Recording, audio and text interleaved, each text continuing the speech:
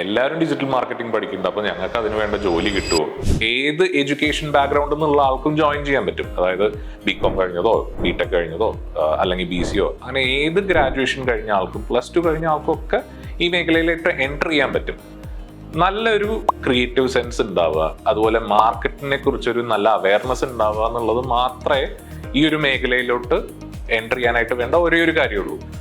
Social മീഡിയയിലോ അല്ലെങ്കിൽ നമ്മൾ വാട്സാപ്പിലൊക്കെ നമുക്ക് പലതരം ഫോർവേഡ്സ് വരാറുണ്ട്, നല്ല ക്രിയേറ്റീവ് ആയിട്ടുള്ള ആഡ്സ് വരാറുണ്ട്.